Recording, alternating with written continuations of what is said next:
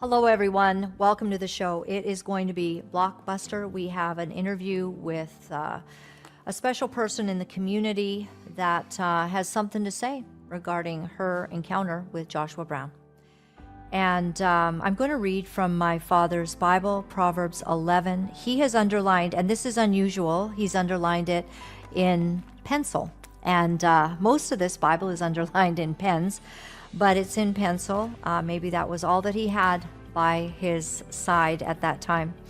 It says, "A hypocrite with his mouth destroys his neighbor, but through knowledge shall the just be delivered."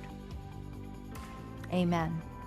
So who are the hypocrites that we are talking about today? I want to quickly go to some information we've been presenting to you regarding Josh Brown. We already know he is a hypocrite and a liar, not only because Rebecca and JW have reported that they believe he's a narcissist, that he is a liar, that they have caught him doing inappropriate things and have been very alarmed. So much so they've written letters, they have communicated this with the Colleyville police. We have seen all of this, but we have been able to determine from the interviews with the Colleyville police that Joshua Brown does not speak the truth. We know that he knows what went on at the beach house. I don't know where she was because I never saw her. Okay. Well, I saw her. I knew she was going up there, but when we're looking out the window, I have no idea where she is. What's behind you? You don't know. Okay. Joshua Brown knows exactly what took place at the beach house, and his renditions are different. Joni Lamb's renditions are different. We do not know why the Colleyville police have shut this investigation down. We would like the nanny to Jonathan and Susie. She needs to be interviewed. The times and numerous times that Jonathan Brown stopped by the home of Jonathan and Susie, that needs to be investigated and confirmed, because it is not, as Joshua Brown's lawyer likes to call it, one time. Unbelievable. So there are some things that have come directly out of Josh Brown's mouth before we get to our interview with Kendall. Just a little bit of a setup here. Josh says that what God starts, no one can stop. God has a plan and a purpose for their lives. And as I said before, what God starts, no one can stop.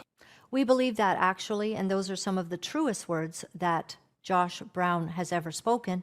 What God has started, and that is an investigation that matters because kids matter. We've been sent over time, actually, from numerous people, so many pictures of Josh Brown on his Facebook with children. We're going to show you a couple of them, but there's some that I'm just not going to release because just privacy of certain kids that we know. But Joshua Brown has made a point of filling his Facebook with many, many pictures of him and children. I want to go to a clip. Josh and Rachel are on Daystar, and they talk about all the babies that they have around them. And I call her Rachel Michelle Ree. How you doing?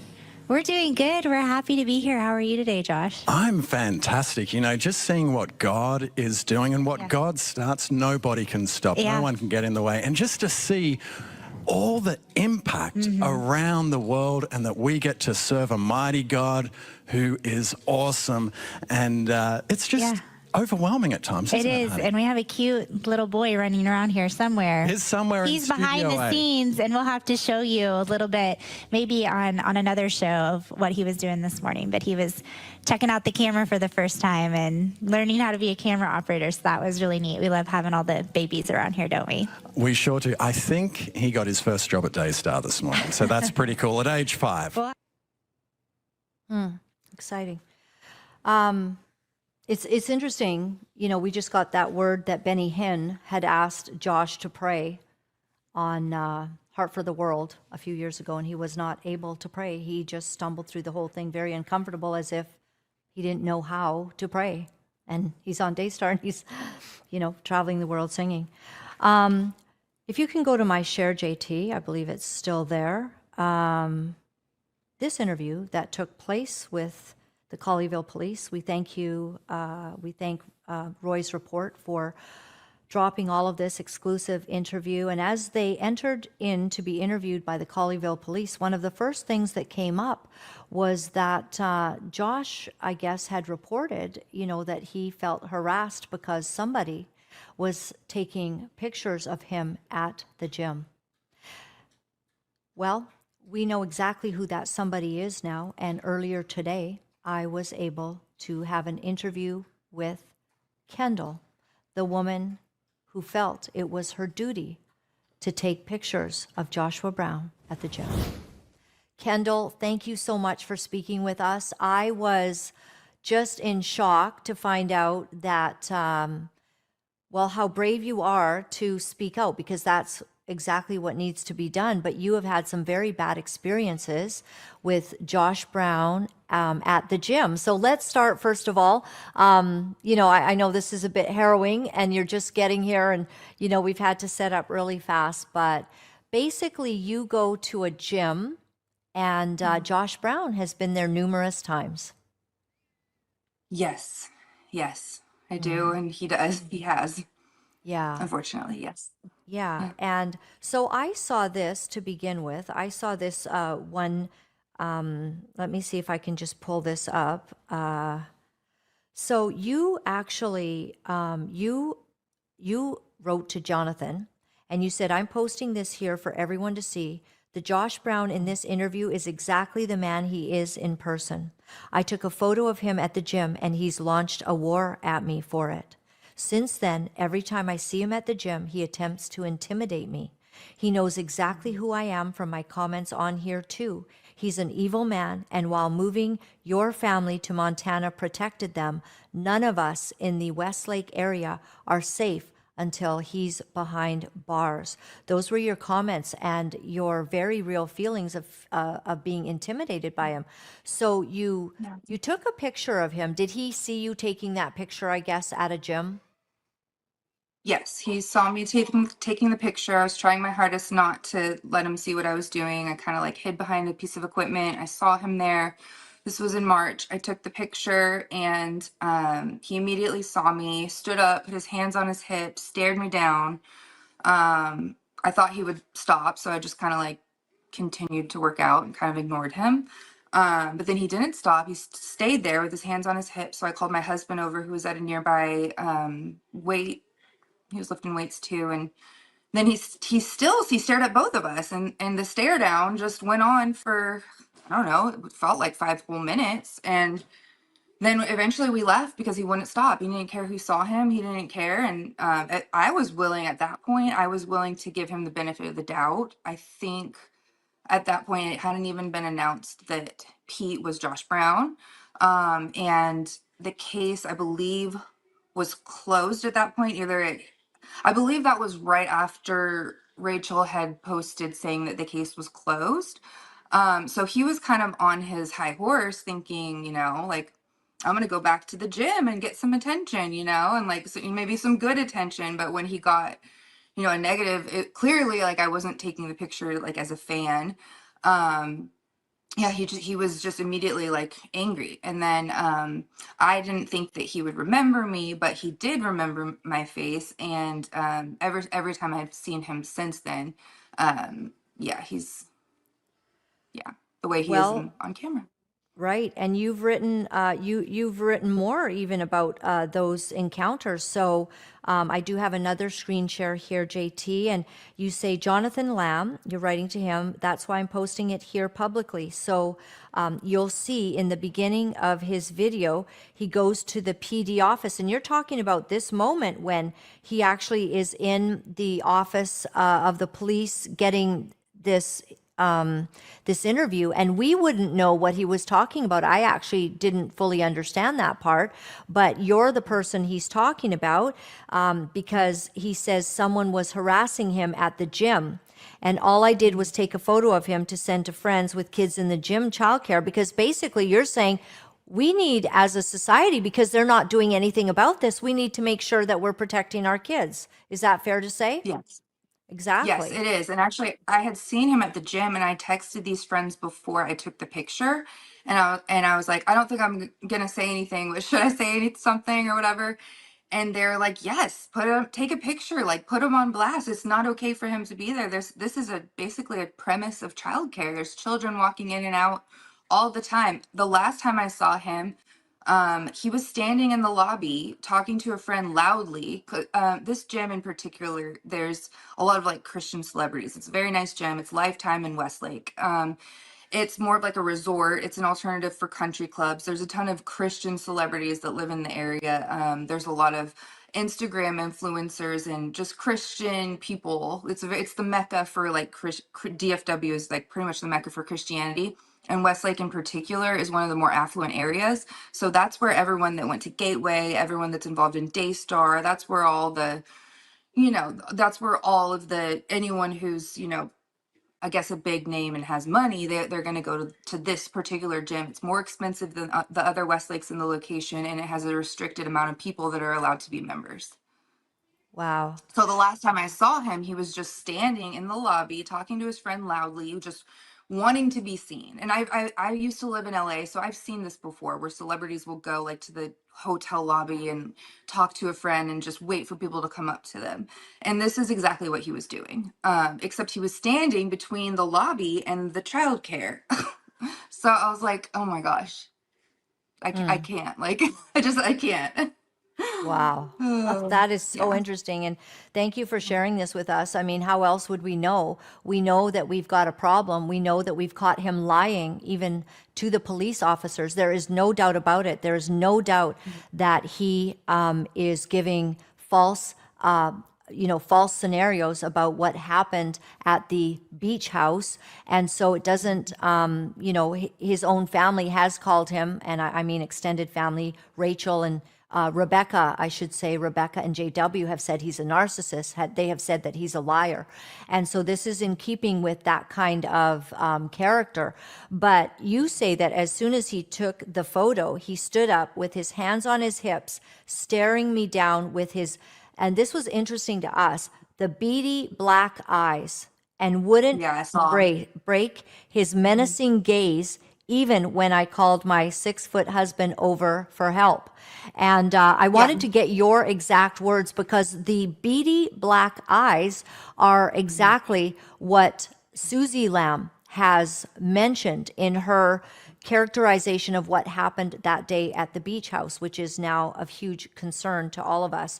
And then you say, so you've seen him a few times since. The next time, you say, I was on the treadmill that has a stretching space in front of it. He came over and started doing pervy stretches, exposing his private parts towards me for about 10 minutes. And I want to give you a chance to kind of, you're not saying that it was, you could see his private parts, but you're saying the way, like you describe it in your own words.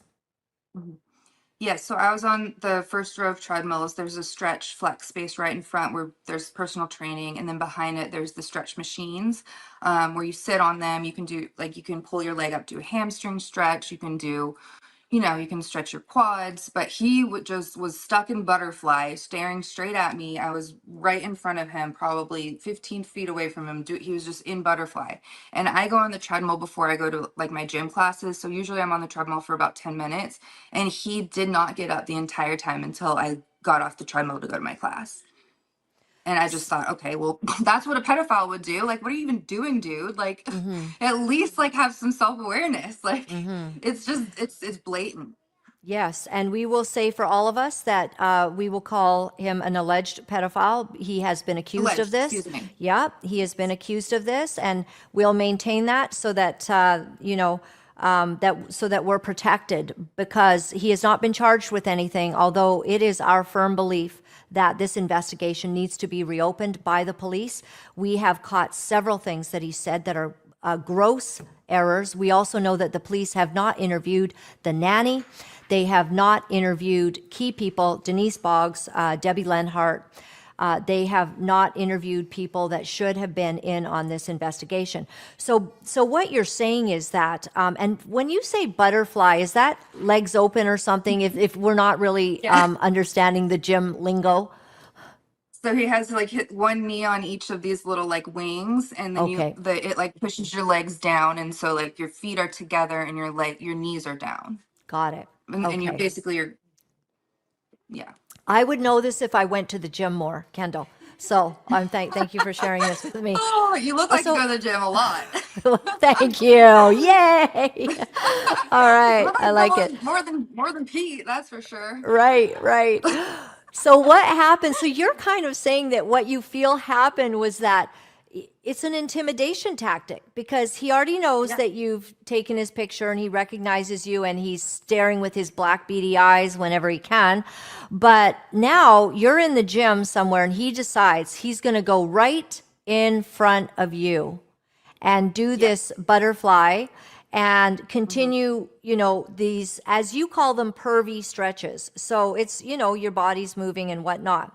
So he does that, and he wouldn't stop holding this. And if we could see the rest of that there, JT, wouldn't stop holding this position for your whole workout. Most recently, then you go into another scenario that you saw him last week, which would you say is this now, it's a couple months or a few months back?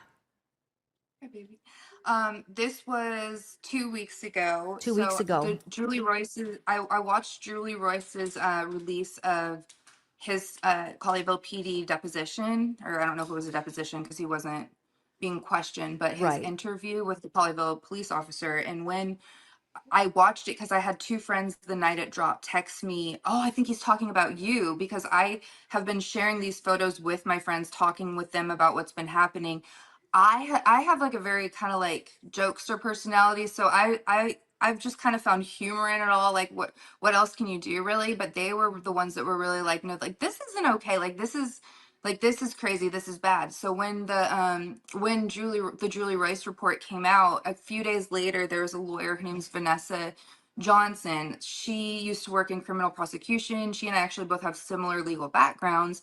But she's been a practicing attorney for 20 years. So she actually analyzed it, and what she said about the beginning when he talks about the woman at the gym who took a picture of him and how that's why he's there in the first place. She goes, well, she saw my, like, where I posted what I said, like, I can't believe he's allowed with childcare. She said, this is a normal thing for any mom to do. They would take a picture. If there's a pedophile, this is, of course, this is what's going to happen.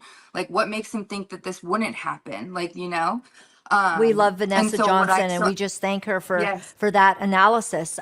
Every woman should take pictures of suspected, alleged pedophiles, especially with so much that has happened.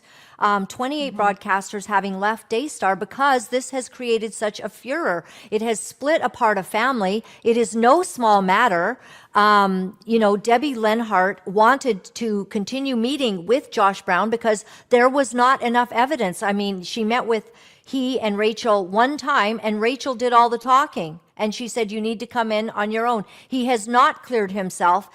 He claims some sort of lie detector. We need to know what questions were asked. Was he briefed by Doug Weiss, who takes multiple lie detector tests, apparently to prove that he's not a sex addict any longer? But how did he beat a lie detector? They are not admissible in a court of law. And so what we're left with is the community at risk and feeling at risk. Exactly. Yeah. Yes. Totally.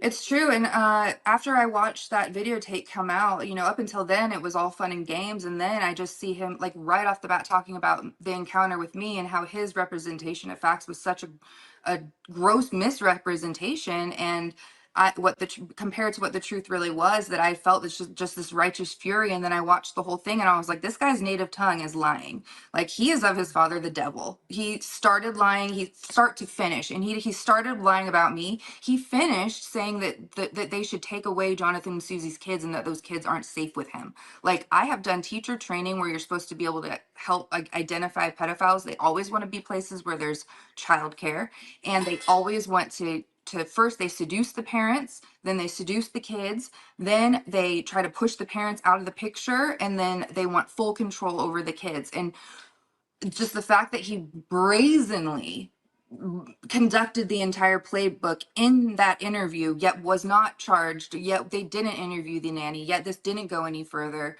that's insane. So I did my part. I called Colleyville PD immediately. I told them, no, I know this is a small part of this, but this is not what happened. I'm just telling you that this is how it happened, exactly how I told you that it happened, and how I wrote in the comment to Jonathan that it happened. And then after that happened, after I talked to Vanessa, literally the very next day, I was at the gym and I saw him again. And I was like, oh my God. Okay, speak, Lord, your servant's listening. Like, what the heck? So I saw him. So this was the third comment. I don't know if you want to read that one. Yes, I do. If you could put that third comment up. And is this the one where, just a second here. So you write, most recently last week, I saw him at the gym again.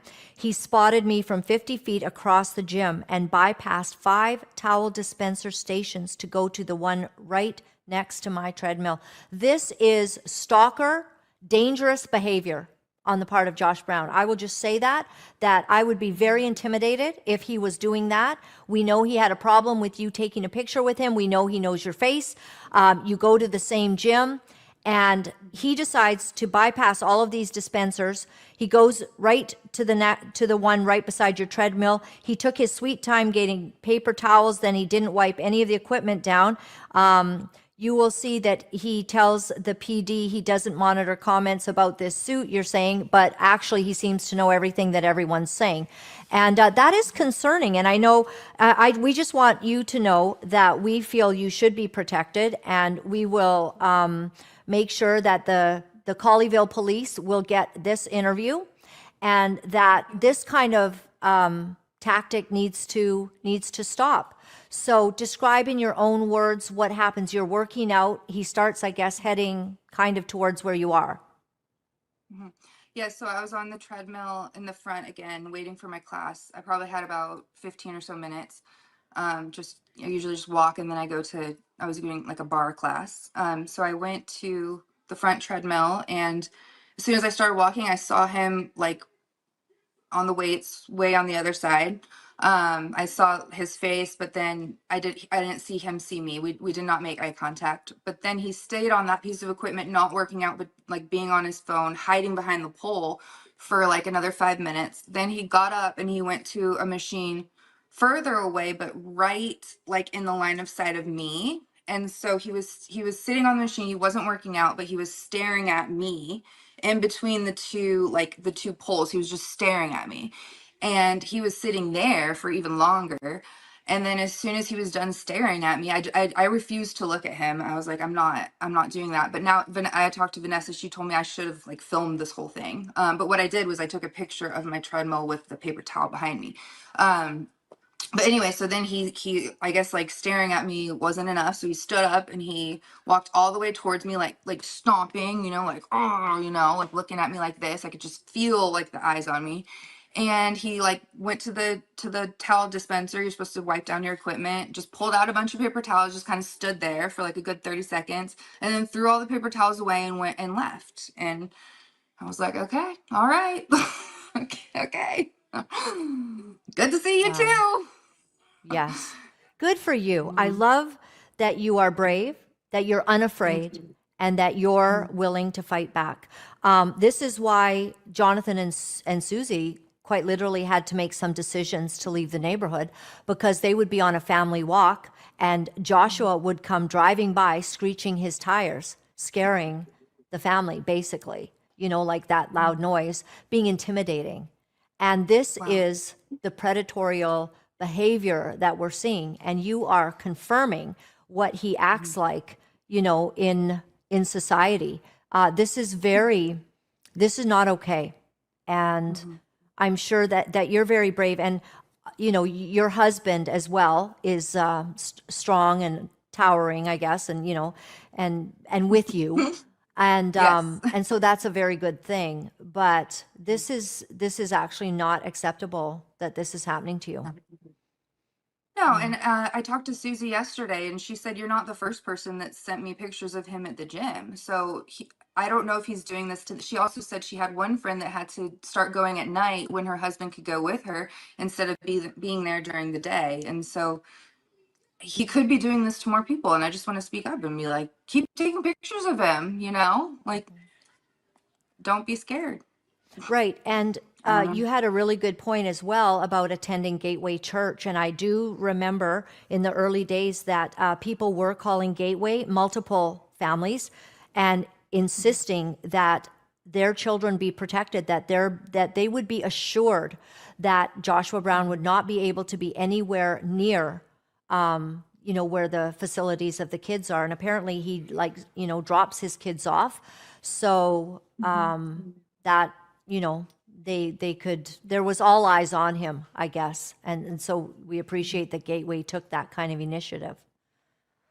Yeah. And I was one of the parents that called Gateway because that was my church for almost 7 years on and off. And the second I heard the news and realized he was on the worship team and he was checking his kids who are my daughter's age in and out every Sunday, I was like, oh my gosh. And then when I found out that he was doing it at the gym too, I was like, oh hell no.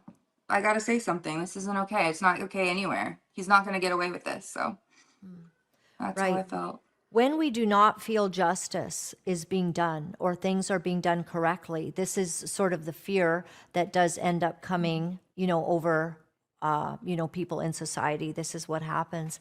So, Kendall, we just appreciate that you have been so willing to speak with us. Thank you. You've done such a great job. Your home looks beautiful. God. Looks like you're ready for Christmas, and we're getting there too around here. Okay. Yeah. I love it. Thank you so much. I appreciate you taking the time out of your day and to talk to me. And I'm so proud of you. Like I'm honored to be even talking to you right now. It's amazing. Thank you.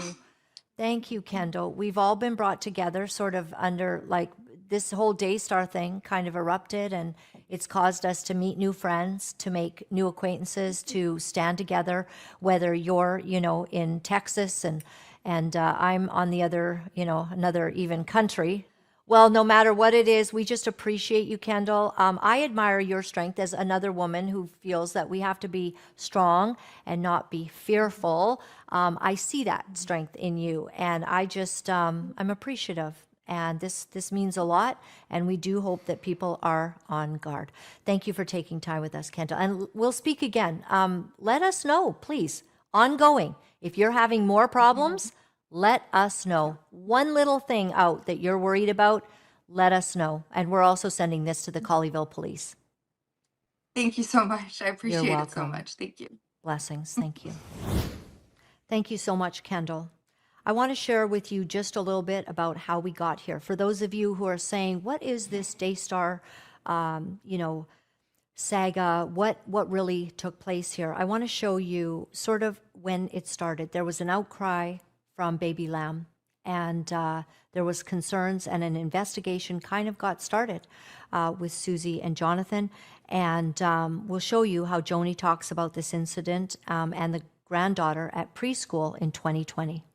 Like Cindy said, there are those allegations out there from people who really don't know much about what's going on. One of the questions is, when did you hear about the alleged abuse? My first knowledge of any abuse was in November of 2020. And Susie called me and said there had been an incident at my granddaughter's preschool. And she told me that something had happened where a little boy touched her and her friend. And so she called me and asked me, would I go to the school with her? And I said, absolutely. So I went with her to the school. We reported it to the school. And of course, I was there to encourage, and as I would for any child, but especially my granddaughter. Of course, yes. And so that was the incident that happened. And yet, what's being written is just taken out of context. That was the incident that happened in 2020, and I was there. And Susie actually called me to go there. Okay, so the word about you covering up, there's no truth to that. When I started hearing that, I thought to myself, what am I covering up? I've covered up nothing. Right. And so I never covered up anything. So in actual fact, what we do know that took place was that there was an outcry, and Susie Lamb contacted Joni Lamb to say that she wanted to go to the police. None of this is mentioned in Joni's rendition with Redwig. And immediately, Joni Lamb said, we're not going to take, let's not take the child to the police. Bring the child to me. I want to read to you directly Susie Lamb's, her remembrance of all of this. Susie basically told Joni that she was going to the police that same evening. And Joni said, no, we'll go to the school tomorrow. And after she wanted to talk first to the child, it made no sense to Susie not to immediately go to the police, and in hindsight, a grave, grave error. But because of the control, what she said, it's just you didn't really want to go against it, she said, okay. And she is sorrowful that she obeyed, but this was the dynamic that was going on in the family. So it was after this, after going to the school with Joni, that Susie and Jonathan decided that they were going to go to the police without mentioning it to Joni, because it would be easier to just do what they felt was right. So it was in 2020 that an investigation was first opened, and Debbie Lenhart herself spoke about what she could see after interviewing the child, that there appeared to have been some sort of some fear that had come into her. Take a look. Were you able to see? I do have it here on my screen, JT, if you're able to share this. It said Daystar sex abuse allegation demands more attention. And this is an attorney that would definitely like to not have seen this handled the way it was. And he does mention you, and he mentions, in fact, that your credentials and knowing that there had, that you understand these things very well, more than most people, and that there has not been a thorough investigation of this. And one thing I'd like to ask you is, you, after seeing Jonathan and Susie, so this is what he says: describing the girl as huddled and shut down, Counselor Debbie Lenhart said, the way she was behaving as a 5-year-old looked to me a lot like 5-year-olds that I knew that had been threatened. And so you can concur that this is your thoughts and, in fact, what you've shared today, right? Yes. We're actually very grateful that we were able to speak with Debbie Lenhart, because there were certain things that she could and couldn't say. And within the parameters that she could discuss what had happened, she was willing to speak that out. But she could attest, with the permission of Jonathan and Susie, to what she observed in the child. And that was alarming to her. And for more on that interview, you can go to my interview with Debbie Lenhart. That is still on YouTube. It's absolutely fascinating. And she did also, at that same time, as I mentioned when interviewing Kendall, that Rachel did most of the talking, and that she was indeed asking that that Josh Brown would come back to have his name cleared, if indeed, and she couldn't clear anything, but she could take evidence, and she could be able to present that in a court of law, which she said she would gladly do. Debbie Lenhart has not, in spite of her excellent credentials as a forensic investigator, has not been interviewed by the Colleyville Police, and we urge them to do that. Now, once again, Joni Lamb talks about this, about Jonathan going into the room and her perspective on what he said to Pete. And she proceeded to put her bathing suit on. Well, about the time she started to put it on, Jonathan comes running up the stairs. Her dad. And says, what are you doing in here while she's changing? What are you doing? And Pete was like, well, I'm sorry. I don't even know if he actually saw anything. Because he had his back to her.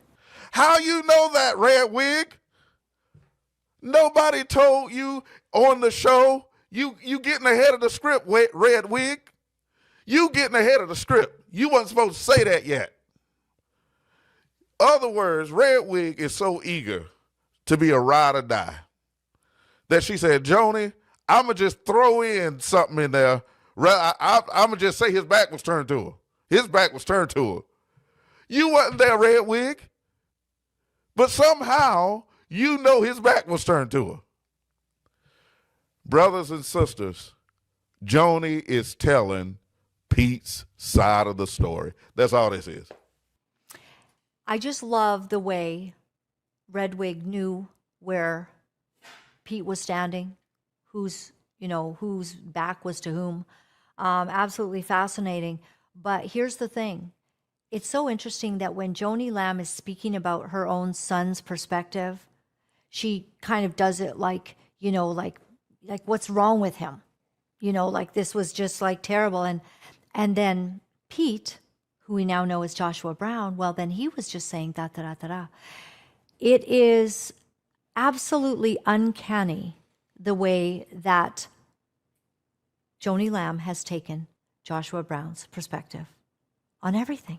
You called me from Florida and told me that it was a tough time as a family. And I know that when families get together like that, a lot of times there are times that you disagree about things or things happen. Well, I mean, very what happened was tough. Marcus was alive, and so we just met together as a family. He talked to everyone, and clearly nothing happened. Stop. Clearly, nothing happened.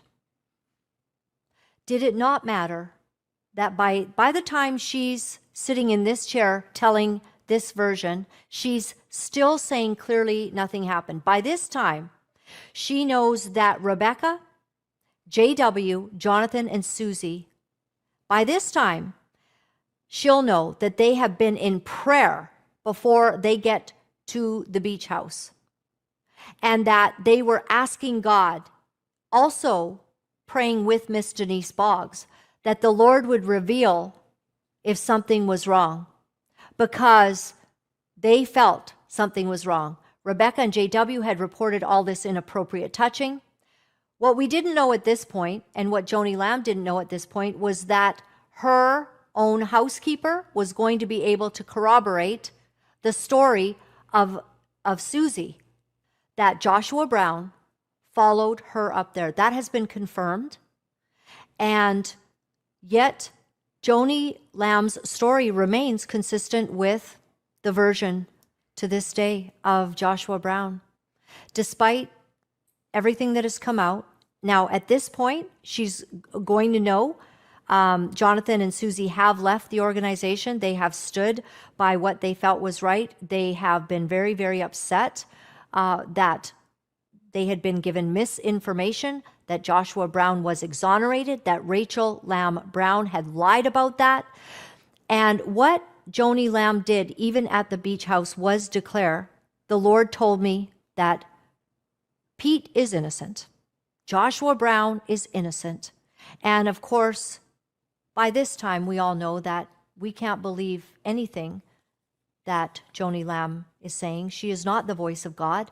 She has led Daystar into destruction, and she continues to stand by somebody where there is evidence that something is very wrong, including now, up until today, the evidence presented by Kendall that lets us know that he's still behaving badly, and he behaves badly in society as well. He has a dark side, dark, beady eyes. Other people can see it. He is very unchristlike at the very least, and at the very worst, very menacing to others in society. So the evidence is going to keep growing. But just remember that Joni Lamb has always been unable to stand with her own son. Let's continue. Pastor Marcus, first I want to say thanks for the opportunity. You've always been easy to talk to. Yes. Yeah. Just, Very transparent. very transparent. And so I want to ask you, because Susie said that How you has and she been transparent? Okay, what is this lady saying? How has she been transparent? I mean, Redwig knows where everyone is standing because Joni Lamb has given a version, because she was the one that was at the beach house. And guess what? Joni Lamb was not even in that room. So dismissing what her own son and daughter-in-law, what her own daughter, Rebecca and JW, had actually put forward. And this letter that was so important, that was, given to the police to look at. Apparently JW and the lawyers did not want it given to the police officers. None of it makes sense. Obviously, the things that are said in there are so concerning that they don't want the letter released. Now, could the letter have parts that in hindsight they feel are not important and the police know it's not important? It's really not pivotal to this case because JW said he was just, writing a lot and it's fairly long and he was just putting everything he could think of, and some things would not be relevant. And could those be redacted? Yes. But why is evidence that could possibly be given that would be helpful to the Colleyville police, why is that not in their hands? I asked JW this. I asked the police, why have they not insisted? I think that they have tried to get this letter. 2 judges in the area have basically turned this down, to my understanding. Are they friends with the Lamb family? Are they Daystar supporters? Who are the judges that don't feel that a letter like this is important? This story is not going away because what God starts, he will complete. Let's continue. Mr. Marcus covered it up. Did you cover it up? Marcus isn't here, but I will just say absolutely a lie. I never covered up anything. I wouldn't cover up anything. Marcus didn't cover up anything. Stop. And Why did she not want to go to the police immediately when her granddaughter has had an outcry that she's been harmed? She gave very explicit, she outlined what had happened to her. And Susie has painstakingly and personally shared this, and she's outlined what happened to her, how this assault occurred. Why would Joni Lamb not go to the police? You see, that is the cover-up. That is it. The cover-up is right there. The cover-up is not dealing with this properly and, in fact, insisting that the child come to see you. What would any of these women call it? Would these women behave the same? Would that lady right there saying that, you've always been so transparent, is that what you would do if your granddaughter had an outcry with such explicit, words and explanations and actions showing what had taken place? Would you not go to the police? Would all of you women do the same thing? How has Joni Lamb been transparent in not wanting to go to the police? How is there not a cover-up? How is this not exactly what has been rendered as the problem? What did Joni Lamb say to the little girl? Has there been an interview with Joni Lamb?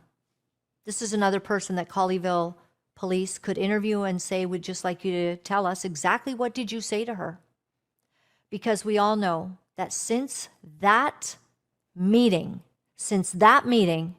a shutdown took place. Now, we know that Joni Lamb shut down investigations into her father's sexual harassment. She shut down investigation into the chiropractor that essayed Susie. Shut down multiple other little indiscretions that have gone on over time. And this lady doesn't like things to come out. She likes to cover up. And yes, it probably goes back to the protection of the family. And there's another essay covered up, and that is an essay against Rachel. We've talked about that in the past, and I don't want to say anything more except that there was incidences and something was covered up there. So what kind of transparency is going on at this table here? Just more lie. Lie after lie after lie. Keep going. This is a narrative that was written by some low-level blogger who knows nothing, never heard the other side of the story, and All right. is doing nothing but trying Wow. to destroy my. Oh my gosh. Oh my goodness. Who has never heard the other side of the story? Actually, Julie Royce has been following everything of the other side of the story that has been put out by you. She has got the story of Jonathan and Susie. She has even spoken to one of the children. She has gotten all of now these interviews at the Colleyville Police. And Joni Lamb, I bet the low-level blogger would love to speak with you. So make good on all of this. If she doesn't have the other side, why don't you give it to her? Except that the other side's out there, isn't it? The other side is out there when you do your videos that absolutely destroy your own son's reputation.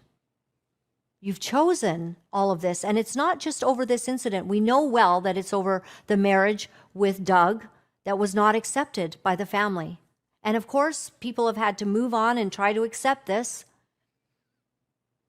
But it's caused absolute upheaval in your life, including the, demolition of the Daystar broadcasters that have left and the funds, and now giving away money. I mean, we have a clip, we'll play it on another day for time's sake here, but basically there's a church and you are just giving them basement bottom prices. You're calling anyone you can that has a decent sized church and you're offering them to get on Daystar.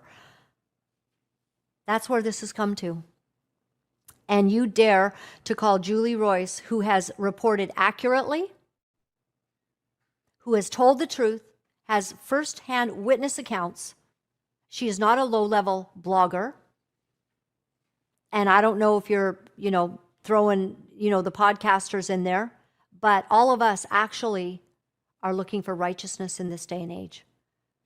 And these are the accusations of somebody that has actually been the cover-up culture queen. Continue. Sensationalize. Yeah, that's what she does. Yes, Yeah. and I'm glad you shared this, because I don't know why somebody would not have asked that question. Was there anybody else in the bedroom Right. besides? All of that was left out. All of it. Holding the Okay, baby. stop. How about this being just a pile of nonsense? So all of that was left out. Do you mean when Jonathan and Susie basically gave the first interview and they just didn't talk about other kids necessarily being there, but actually, it was irrelevant. Whether Joshua Brown and Susie deliberately never mentioned Joshua Brown carrying a child, because she, in her way of thinking, like, why bring an innocent child into it? Why bring poor Joshua? Well, it's not poor Joshua Brown, is it? It's the poor kids. But why bring these kids into it? Why would you do that? It wasn't about whether the kids were in the room. It was about whether Joshua Brown was in the room. And all of that was clarified when when there was complaints about, Israel was in his bunk. Yes, now it's come to full light through the testimony of Joni Lamb's own housekeeper that the way in which this conversation about the city view and the beach view, all of that happened at breakfast. And Jonathan and Susie knew that their son had already gone up the stairs. But here at this table and here amongst these friends that only want to ever hear what Joni Lamb has to say. And I'm going to be gracious right now and think that as time has gone on and perhaps you've had time to actually investigate and to watch some of the unfolding information coming forward, that you're not as naive about Joni Lamb and her perspective any longer. Perhaps not as supportive as you once were about all of the things she engages in. And you all participated in her marriage to someone else's husband. Let's continue. And that An would have been to 8-year-old, me, yes. if you're investigating something or you're going to try You'd to want the find something, facts. Right. well, it's a family retreat, so. Right. Well, the crazy part is that eventually we worked through that misunderstanding, and Jonathan and Susie ended up apologizing, and we prayed. Okay, stop. Let's understand how this went down. Okay? Joni quickly declares, the Lord has told me, I think it was the next day, any apologies were forced apologies by the matriarch and the patriarch, basically saying this never happened. Joni says, the Lord told me he's innocent. Any apologies were under threat of who knows what's going to happen. It's all come out. And by this time, when she is actually doing this interview, let's be very clear, she understands. Not only is there no apologies, but it was after Marcus was told by Rachel that Pete, Joshua Brown, had been exonerated, that a lot of pressure was put on Jonathan and Susie and everyone to just have forgiveness, and Rebecca and JW, just let's have family peace, everybody peace, peace, peace, let's all get along. He's been exonerated. They did not know he was not exonerated until they spoke directly with Miss Denise Boggs. And yes, they wish they had done that sooner. It's just that when Marcus is saying these things, you believe him because that's your dad. This is the leader of the family. This is Joni wanting it so badly not to be true. But none of it was true. And Rachel lied. And by the time that we're getting to this place where Joni Lamb is telling this story to these women, she knows all of this. We're not back in phase 1 where she didn't know. Now we're way ahead. We know that he's not exonerated. She should know that a lie was told by her own daughter. Where is accountability with Rachel in the family? Now, we know this family is just it's a mess. 100%. 100%. And Rachel's hard to control, and Joni's afraid of her, if truth be told. Joni Lamb is afraid of Rachel Lamb Brown because Rachel is an unstoppable force of her own whims. That's why she's got the Church of Accountability page. That's why she went on my page the other day and made a new account. And it was Roxy Crowley that caught it. A new account is like coming on my page like a troll, squeaking out comments and, making a little noise there. So Roxy Crowley goes in and says, a new account, and it's an R. It's a brand new account. And who do you think it is with an R? All of this is a mess. All of it. Go ahead. Together, and it was a done deal. Right. And so it's a done deal. It was a done deal.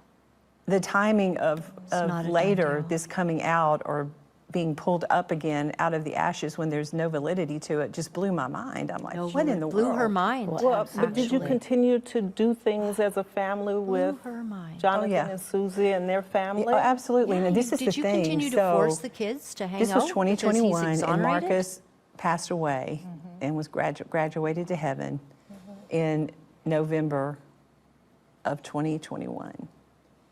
So when 2022 rolled around, the question was, are we going to do our family retreat? When the kids asked me about it, I said, I just don't know if I'm up for it, guys. She wasn't really. She was so busy because what was going on is she had already started dating Doug. She was looking forward to his calls by June. She had a long telephone conversation with him the night that her husband died. So she was somewhat detained, wasn't she? And it was after Marcus passed away that Jonathan and Susie got the information that Pete, Joshua Brown, was not exonerated. And yet here we have a woman that will continue to spew an agenda, to spew a narrative that is absolutely incorrect and, quite frankly, so against her own firstborn. And that has been the problem. That has been the problem. We started out with a scripture today about hypocrites, and there's nothing more hypocritical than watching Joni and Doug on set now dealing with questions from viewers regarding the cover-up of child SA. They say someone in my family sexually abused me. Yes, no, that's real. When I was small, and it's still a secret. I've been trying to walk through counseling now that I'm older, but it's still difficult to sit in the same room with someone during our family get-togethers who acts like it never happened, even though it was years ago. Any advice? Well, first of all, you're not alone. We'll be right back. Hey there, many of you would value getting your hands on some Ivermectin, hydroxychloroquine, or fenbendazole. Contact Mia at SozoHealth at proton.me. Before we let you go today, of course, we've been watching sort of as the Candace Owens saga as well continues.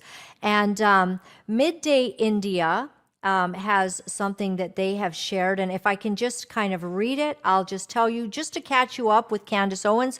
She is off of her broadcast this week because, of course, a lot of claims of all kinds of things going on. So this should help us to understand what is indeed happening here. Okay, Candace Owens goes off air amid controversy. She issues public message, and Owens claims Macron tried to have her assassinated. Candace Owens says she is going off air this week amid new allegations. She claims Macron tried to organize, let me just see what it says, organize an assassination attempt. Okay. And Owens says White House and U.S. agencies confirmed her report. She cites source close to the first couple of evidence. I just want to say right there, did it indicate in here that Owens says a White House and U.S. agencies confirmed her report? So when I went into Grok, and I think I'll maybe just try to ensure that there's not an update, but Grok gets all of, it's, is there any update on the White House confirming Candace Owens' allegations of Macron having a hit taken out on her?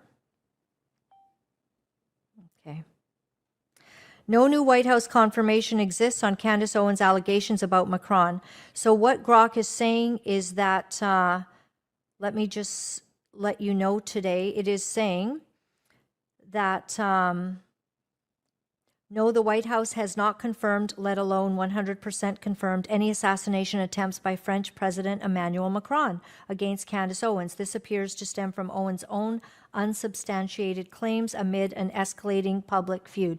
So I can only say right now, unless anybody else sees anything, that this is not saying that the White House has confirmed it. So when we see this here, maybe they have confirmed her report. Her report has been confirmed, but the White House is not confirming anything. Of course, we know that some of this Macron issue came up in mid-2025, and it began when she repeatedly alleged that French First Lady Brigitte Macron is transgender, and that has yet to be proven. In fact, she has put in a move to to throw it out. I believe that's been denied, but it's going to be interesting to see how all of that comes out. So just to say, it has not been confirmed. I'd like to make sure we know this. So she's going to be off the air. For all of you who doubted my claims, you can now look to the President of the United States and our intelligence communities to issue a statement to confirm whether I am telling the truth. So there has been no issue that she's telling the truth. Owens accuses Emmanuel and Brigitte Macron of a plot to kill her. She claims a high-ranking French official warned her directly. And I'm just wondering, is that the same directly as she got a letter stating that all of these, the Egyptian bad people and all of these different ones were in a building, and in that building is her lawyer's office. And, many people think that she got pranked. We're going to show you a little clip that our awesome David has put together on our team here regarding all of that and what Joel Richardson had to say. She alleges the Macrons paid for a hit through French units, saying a small team from GIGN executed parts of the operation. Okay, so Macrons have executed upon and paid for my assassination. Yes, you read that correctly. More specifically, that the green light was given to a small team in national gendarmerie. Am I saying that right? I don't know, JT. Gendarmerie? Okay. Oh, gendarmerie. All right. He always knows. Intervention group. I am told there is one Israeli that is on this assassination squad. Of course there is. Okay. And the plans were formalized. Again, this person provided concrete proof that they are well placed with the French government apparatus. Well, we know that you always check all of that, your proofs, because when you read out this lengthy letter live on your broadcast, that was leading directly to your lawyer's office, you always believe that it has been checked out. Further to this point, the person claims that Charlie Kirk's assassin trained with the French Legion 13th Brigade with multi-state involvement. So further to this point, this person claims that Charlie Kirk's assassin trained with the French Legion 13. So does this person know the name? Because maybe just turn that name over to the FBI and let them know who they should be looking for, since you've got so much knowledge. I ask that every person retweet and share this. Absolutely, for sure we will.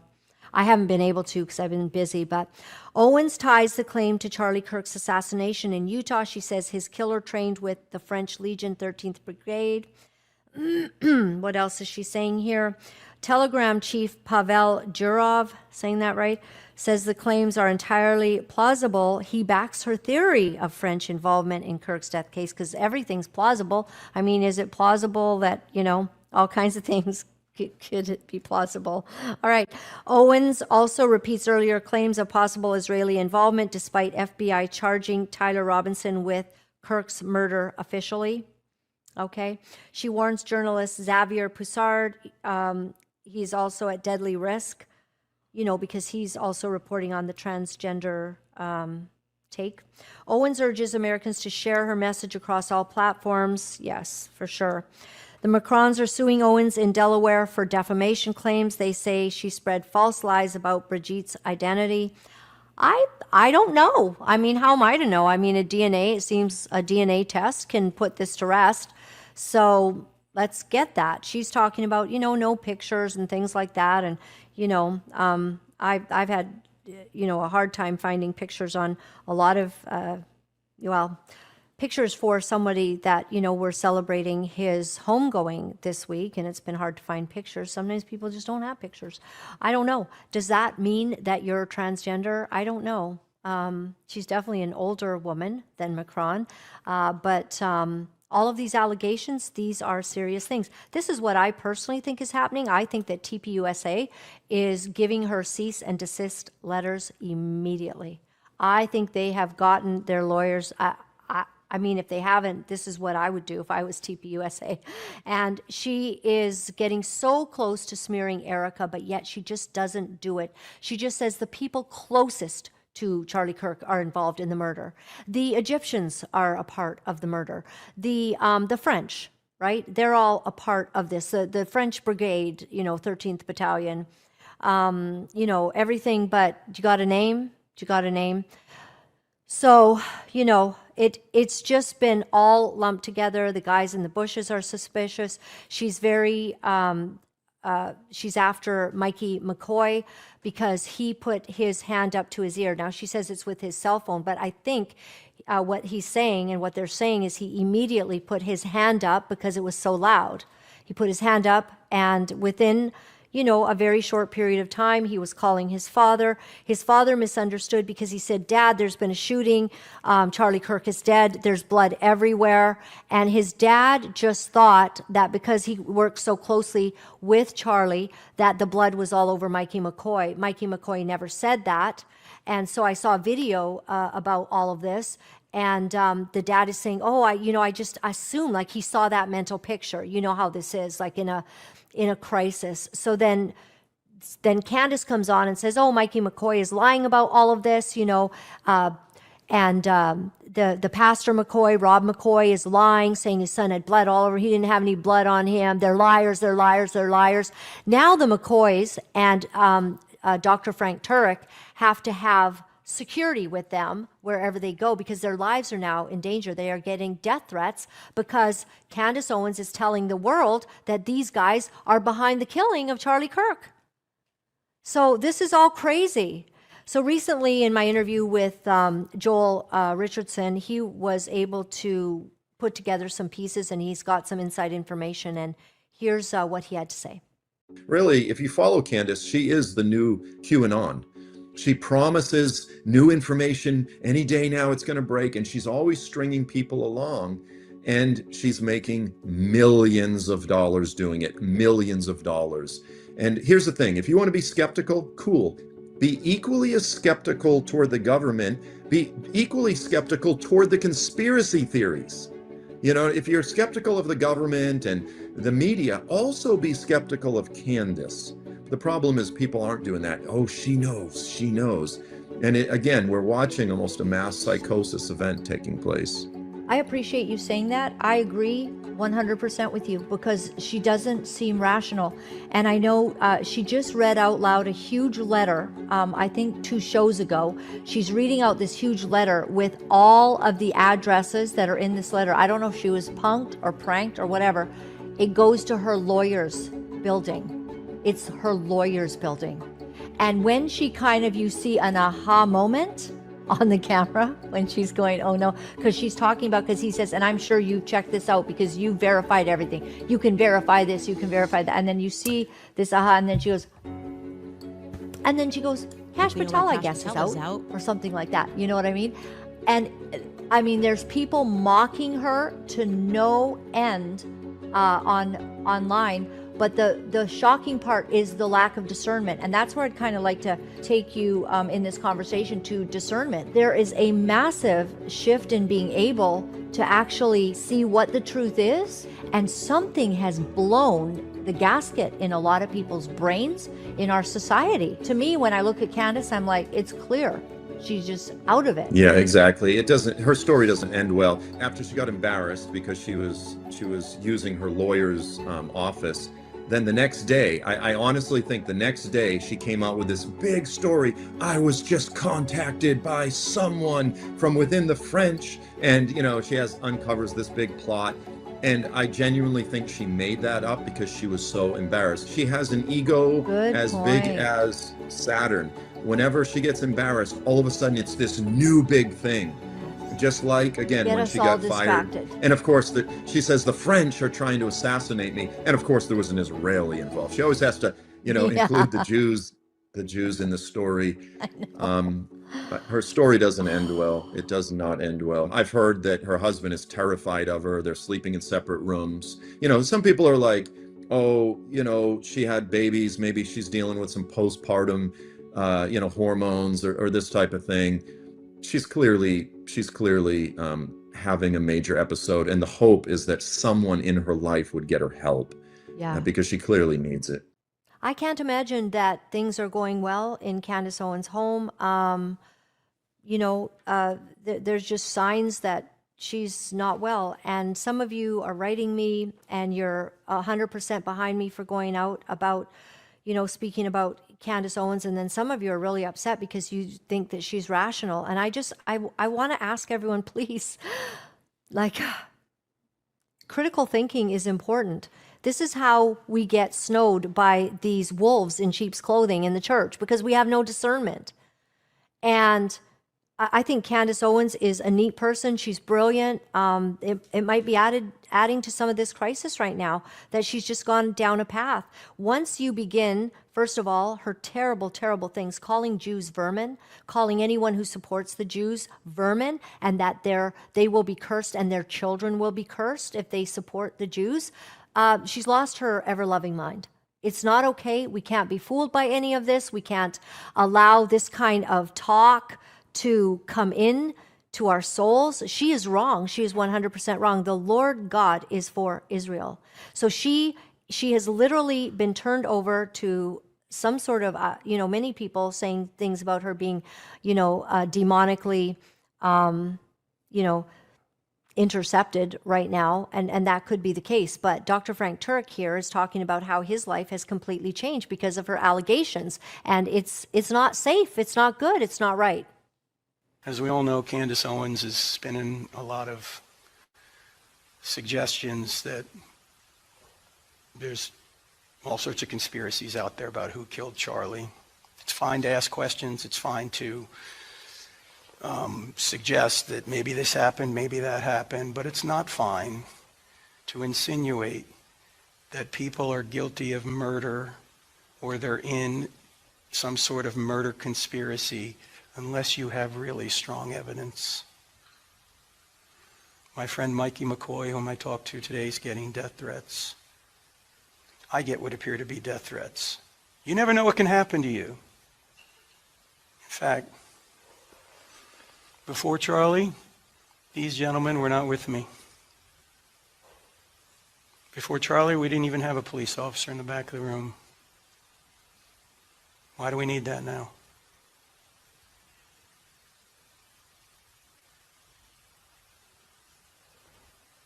Bible is very clear. You need 2 witnesses to convict somebody. You don't gossip. You don't slander people. Unfortunately, I think too much of that is going on. So far, I've heard that Candace and others, it's not just Candace, have suggested Netanyahu killed him, Israel killed him, Trump killed him, TPUSA killed him, Mikey McCoy, his dad Rob McCoy had something to do with it, the FBI, Egypt. I heard France today. I thought all France did was surrender. Now, let me ask you a question, ladies and gentlemen.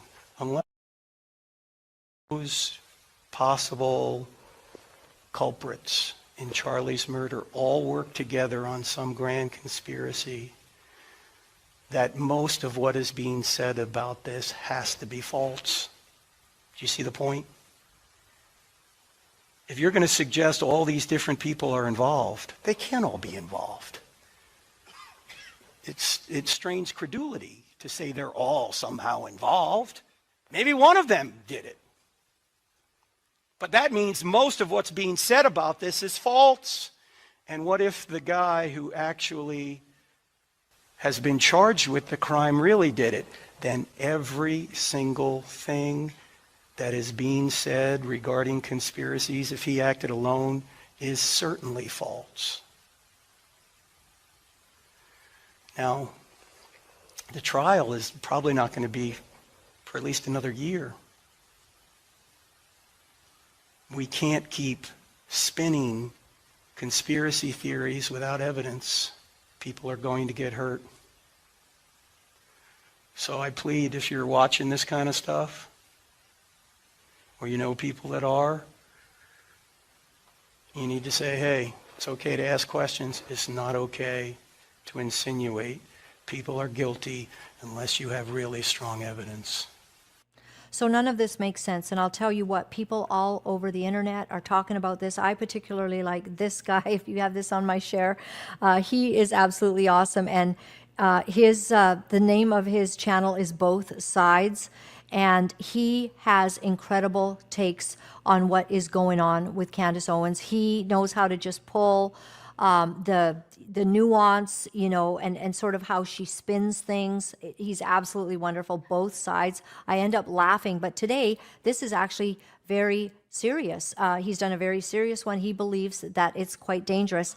And the next one that I'm hoping that you will also go and see is Demonic Trinity Spread Doctrines of Demons, and that is with Torn Curtain Joshua Simone, my good friend. I absolutely love this podcaster. He is telling the truth. He is opening up scripture. He is showing that this trio is now fomenting this hate against the Jews, and it is not right. It's not okay. We have to speak up, be loud.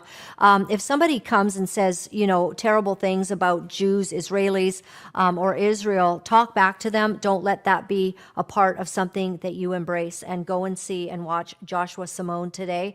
And I think that that is it. Our website is lauralyn.tv. Thank you very much for supporting this kind of work. The only way that we get this done, we have a small team here, and we rely on your donations and your kindness to us. So if you can see that this is important, that this kind of information is valuable, then please support us. You can do Zelle, e-transfer, snail mail. We've got a snail mail way to get to us. We have anonymous donations. If you hit the donate button, you can donate anonymously, and we just can only thank you here. But the others, I appreciate you so much. Thank you to Karen. Thank you to those in the last couple days. You've just said how much you've appreciated the hard work that we put in. Many, many, many hours of our lives trying to discern what is true, what is real, presenting to you in the best possible way that we can what God is saying. Gold and silver, we believe in that. If you'd like to get your hands on some gold and silver, Steve at Sun City Silver and Gold, sovereignize at protonmail.com, sovereignize at protonmail.com. He sent me some awesome articles. When we ever have time, we'll go over it, but you know, it's going up, silver's going up. So get in on that, because fiat currency is a nightmare. I want to close today with the word. And I'm going to go to 1 Timothy 4, verse 1. We've got some liars and hypocrites in our world. We've got people who do not teach or speak the truth.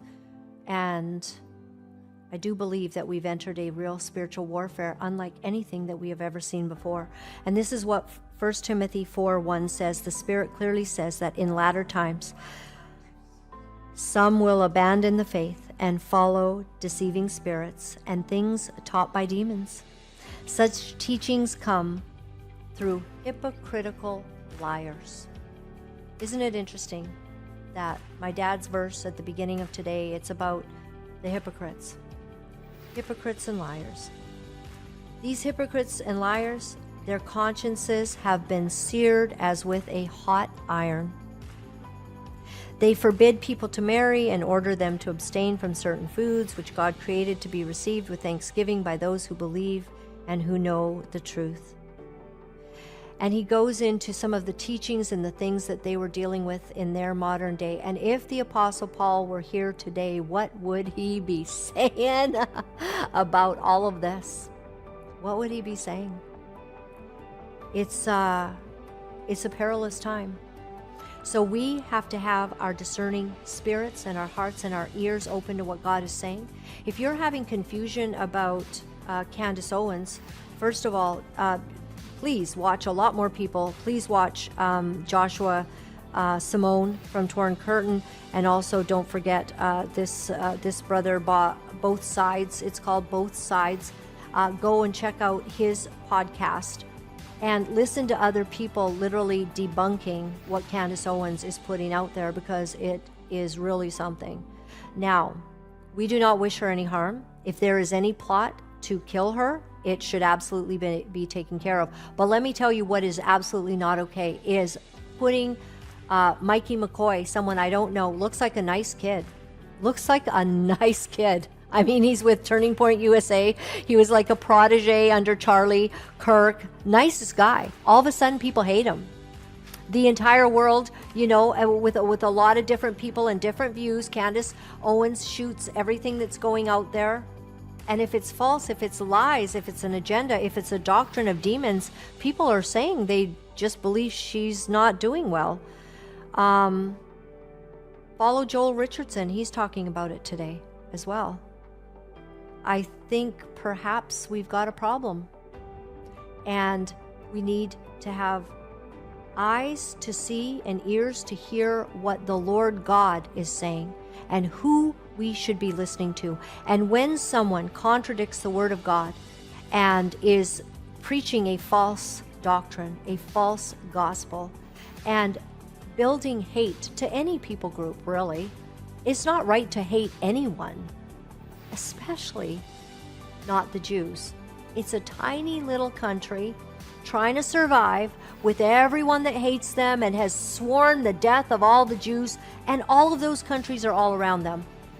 We cannot even fathom in North America what they have gone through. We don't have that.